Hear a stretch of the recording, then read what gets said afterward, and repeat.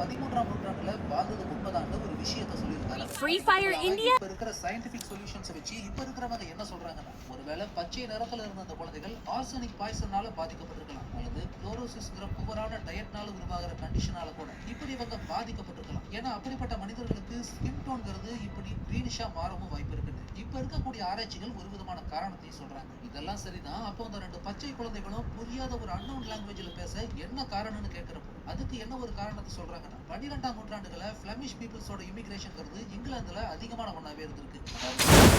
இருக்கிற பெல்ஜியம் நாட்டுல வாழ்ற டச்சு மொழி பேசக்கூடிய மனிதர்களை தான் பிளமிஷ் அப்படின்னு சொல்லுவாங்க. ஆனா தற்காலத்துல இருக்கக்கூடிய அந்த மக்கள் பேசுறதை விடவும் 12ஆம் நூற்றாண்டுல இங்கிலாந்துக்கு இடம்பெயர்ந்து வந்தவங்க பேசின லாங்குவேஜ்ங்கிறது ரொம்பவும் வித்தியாசமான ஒண்ணா இருந்ததுனால கூட அதை அண்டர்ஸ்டாண்ட் பண்ணிக்க முடியாத ஊல்பிட் கிராம மக்கள் இப்படி நிறைய விதமான கற்பனைகளை கலந்து இப்படி ஒரு கதையை கட்டி விட்டுருக்கலான்னு ஒரு விஷயத்த சொல்றாங்க. ஆனா இதுல எது உண்மைங்கிறது தான் இன்னைக்கு வரைக்கும் குழப்பமான ஒண்ணாவும் மர்மமான ஒண்ணாவுமே இருக்கு. ஊர்ல தாத்தாவை பாக்குறதுக்கு பஸ் புக் பண்ண போறேன்.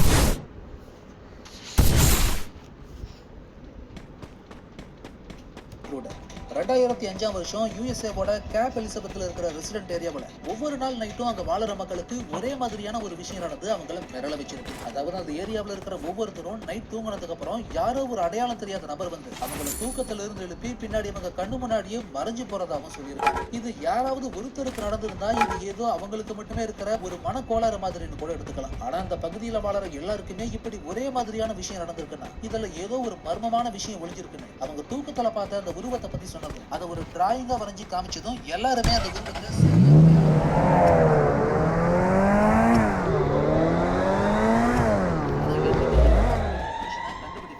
அதோட ஒரே மாதிரியான உருவத்துல இருந்த ஒரு மனுஷன் அமெரிக்காவில் ஒரு குறிப்பிட்ட இடத்துல வாழ்ந்த மக்கள் கண்ணு முன்னாடி மட்டும் ஏன் தோன்றி மறைஞ்சு போனாங்கிறதுக்கான காரணம் இன்னைக்கு வரைக்கும் விளக்க முடியாத மர்மங்களை ஒன்னாவே தான் இருந்துட்டு வருது. ஒருவேளை இது இறந்து போன ஒருத்தரோட ஆவியா கூட இருக்கலாமோங்கிற கோணத்திலையும் விசாரிச்சாலும் அது மாதிரியான முக அமைப்பு மற்றும் உருவத்தோட ஒருத்தர் இதுக்கு முன்னாடி அந்த பகுதியில அந்த பகுதி மக்கள் சோ யார் அந்த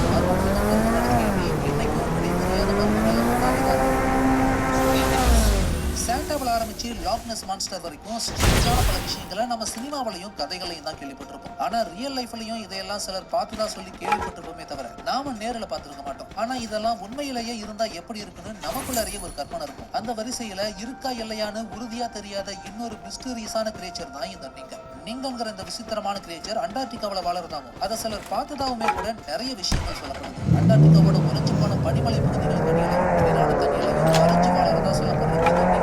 அண்டார்டிகாவோட தெற்கு பக்கமா பயணம் செஞ்ச சிலர் பார்த்ததாவும் சொல்லியிருக்காங்க. அவங்க சொன்ன அடையாளத்தை பார்த்தா அது அதிகபட்சமாகவே 100 மீட்டர் உயரத்துல வெள்ளையான ராட்சத மாதிரி தான் இருக்கு. சில சொன்னதை கேட்டு அந்த உலகத்தை கண்டுபிடிக்க சிலர் கிளம்பி போயிருக்காங்க. அப்போ அண்டார்டிகா பனிப்பாறையை கண்டுபிடிக்கிற சம்பரை மாதிரியான உலகத்துல ஏதோ ஒன்று அவங்களுக்கு அடையாளம் தெரியும். சில நாடுகள்ல வெள்ளையான இருக்கும், சில நாடுகள் மட்டுமே தண்ணி மேல வந்து தலையை கமிச்சு மறைஞ்சு போயிருக்கு. அதை பார்த்து பிரமிச்சு போன அவங்க சொன்ன அடையாளத்தை அதோட உருவம் இதுவரைக்கும் யாரும் பூமியில பார்க்காத அளவுக்கு பெருசான பண்ணாமல் வினோதமான பண்ணாமல் இருக்கும். அதனால அந்த மிருகத்தை கேப்சர் பண்ண போட்டோ வச்சு சில பேர் சொல்றாங்க இது நீங்கங்கிற வினோதமான மிருகமா தான் இருக்குன்னு உறுதியாவும் சொல்ல முடியாது. ஒருவேளை பெலுகா வேல்கிற வெள்ளை திமிங்கலமாவும் சுறாமீன் மாதிரியான உயிரினமாவுமே கூட இருக்கலாங்கிற மாதிரியான கருத்துக்களையும் முன் வச்சிருந்தாங்க. அது மட்டும் இல்லாம திருமண பக்கமெல்லாம் வெள்ளையாவே இருக்கிற அண்டார்டிகாவோட வித்தியாசமான அட்மாஸ்பியரிக் கண்டிஷனாலையும் நாம வாழற பகுதியில் இருக்கிற சூடான காத்தை விடவும் அண்டார்டிகாவில் இருக்கிற குளிர்ந்த காத்துக்கு டென்சிட்டி அதிகமா இருக்கிறதுனாலுமே கூட மனிதர்களோட கண்களுக்கு சில விஷயங்கள் வினோதமான மனமே கூட தெரிஞ்சுக்கலாம்னு நிறைய விதமான காரணங்கள் இதை பத்தி சொல்லப்பட்டது. அதனாலதான் இந்த மின்னல் கிரியேச்சர் பத்தின தகவல்களும் விடை தெரியாத மர்மங்களும் உண்டாகதான் இருக்கு. இந்த பிளாக் நைட் சேட்டலைட் இப்போ நீங்க பாக்குற ஒரு கருத்துண்டு மாதிரியான இந்த பொருள் தான் பிளாக் நைட் சேட்டலைட். ஏறத்தாழ 13,000 வருஷங்களா இந்த பூமியை சுத்தி வரதா சொல்லி விண்வெளி ஆராய்ச்சியாளர்களால் கணிக்கப்பட்டு ஏழுங்களால பூமியை கண்ணாடி நடத்தப்பட்டதாக இப்படி ஒரு விஷயம் பூமியை சுத்தி வரதா 1954ஆம் வருஷம் அமெரிக்கன் ஏர்ஃபோர்ஸை சேர்ந்த டொனால்ட் கீஹோங்கிற நபரால பத்திரிக்கை அவர் செய்தியா கொடுத்ததுக்கு அப்புறம் ஒரு ஆர்டிபிஷியல் சேட்டலைட் பூமியை சுத்தி வரதா சொல்லப்பட்ட விஷயம் வெளியே போக ஆரம்பிச்சது. அதுலயும் 2 சேட்டலைட்டை வானத்துல விமானத்துல பறக்கிறப்போ அவர் பார்த்ததா சொல்லியிருக்காரு. ஆனா இதுல ஒரு ஆச்சரியமான விஷயம் என்னன்னா மனுஷன் முதல் முறையா விண்வெளிக்கு அனுப்பின ஃபர்ஸ்ட் ஆர்டிபிஷியல் சேட்டலைட்டான ஸ்புட்னிக் 1 1957ஆம் வருஷம் தான் விண்வெளிக்கு அனுப்பப்பட்டதுங்கிறதுனால 1957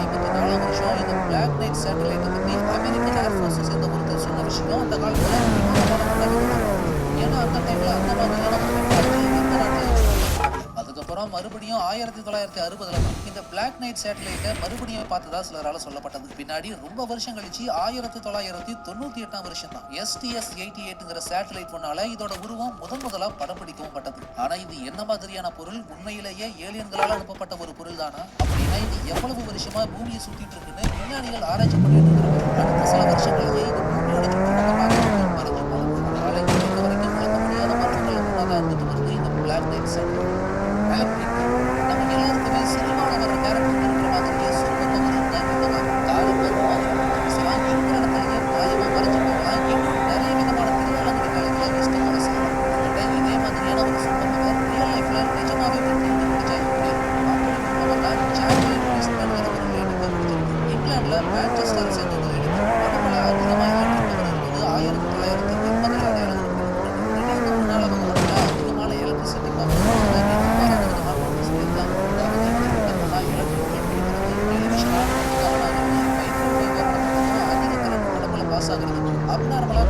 விஷயங்கள் நடக்க ஆரம்பிச்சதும் இவங்க ஒரு ப்ரொஃபசர் ஒருத்தரை மீட் பண்ணியிருக்காங்க. அவரும் இந்த லேடியோட பாடியை பரிசோதனை பண்ணி பார்த்ததுக்கு அப்புறம் அவங்க உடம்புல அப்நார்மலான ஸ்டேஜ்ல நிறைய ஸ்டாட்டிக் எலக்ட்ரிசிட்டி ஃபார்ம் ஆகியிருக்கிறது தெரிய வருது. அதாவது சாதாரண மனிதர்களோட உடம்புலையும் எலக்ட்ரிசிட்டி இருக்கும். ஆனா சாதாரண மனிதர்கள் கிட்ட இருக்கிறத விட 10 மடங்கு அதிகமான பவர் இருந்தது தெரிய வருது. இதுக்கு ஆல்கலை ஆசிட் உடம்புல இம்பேலன்ஸா இருக்கிறது கூட காரணமா இருக்கலாங்கிறது இந்த லேடியை பரிசோதனை பண்ண அந்த ப்ரொஃபசர் சொல்லியிருந்தாரு. ஸ்ட்ரெஸ்ல ப்ராப்ளம்ஸ் உருவாக்கலாங்கிறதையும் அவர் சொல்லியிருக்காரு. அது மட்டும் இல்லாம இதுக்கு ஒரு சொல்யூஷனா கையில எப்பவும் ஒரு வெங்காயத்தை வச்சிருக்கணும் சொல்லியிருக்காரு. ஏன்னா வெங்காயம் உடம்புல இருக்கிற எலக்ட்ரிசிட்டியை டிஸ்சார்ஜ் பண்ண உதவும். நேச்சுரலாவே வரைக்கும் ஒரு கண்டக்டரா செயல்படுறதுனால அவங்க உடம்புல இருந்த எலக்ட்ரிசிட்டியும் ஓரளவு குறையவும் செஞ்சிருக்கு. ஆனா இதுல இன்னொரு பிரச்சனை என்னன்னா 1985 வருஷம் அந்த லேடிக்கு பிறந்த பெண் குழந்தை ஒண்ணுக்கும் சேம் இதே பிரச்சனை இருந்திருக்கு. இப்படி ஒரே குடும்பத்துல 2 பேர் எலக்ட்ரிசிட்டி ப்ராப்ளம்னால பாதிக்கப்பட்டிருந்தது. அப்போ மர்மமான மன்னாவும் குழப்பமான மன்னாவும் இருந்தது அறிவியல் உலகத்து மத்தியில. ஆனா இன்னைக்கு எலக்ட்ரிசிட்டியோட வளர நிறைய மனிதர்களை நம்மளால சாதாரணமாவே பார்க்க முடியும். நம்மளோட இன்னொரு சேனலான அல்டிமேட் வாய்ஸ் ஓவர் சேனல்லையே இது மாதிரி வினோதமான சக்தி இருக்கக்கூடிய மனிதர்களை பத்தின ஒரு இன்ட்ரெஸ்டிங்கான வீடியோ ஏற்கனவே அப்லோட் ஆகியிருக்கும். அதுக்கான லிங்கையும் டிஸ்கிரிப்ஷன்ல கொடுக்குறேன். கண்டிப்பா அதையும் ஒரு முறை கண்டிப்பா கிளிக் பண்ணி பாருங்க. ஃபைனலி இந்த வீடியோ உங்களுக்கு அல்டிமேட் வாய்ஸ் ஓவரா?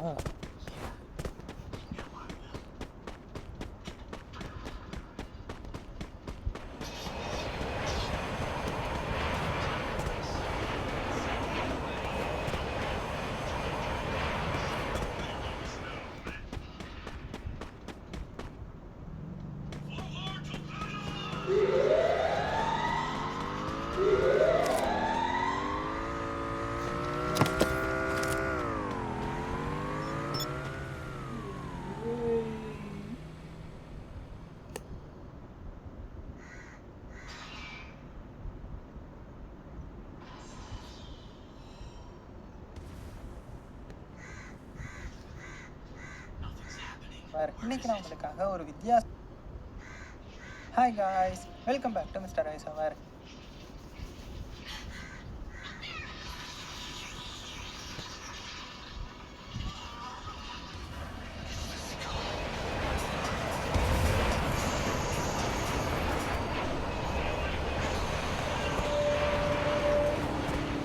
மனிதர்களை நம்மளால சாதாரணமாவே பார்க்க முடியும். நம்மளோட இன்னொரு சேனலான அல்டிமேட் வாய்ஸ் ஓவர் சேனல்லையே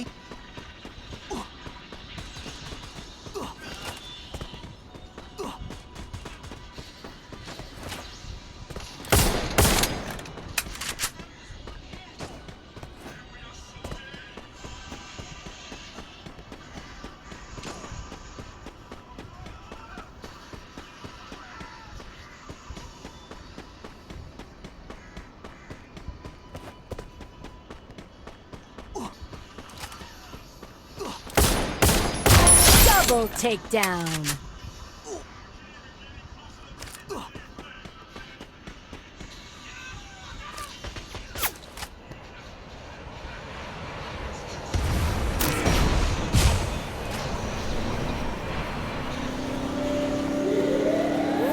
சிலருக்கு இந்த மாதிரியான ப்ராப்ளம்ஸ் இதுக்கு ஒரு சொல்லிட்டா கையில் எப்பவும் ஒரு வெங்காயத்தை வச்சிருக்கோம்னு சொல்லியிருக்காரு. அப்போ மர்மமான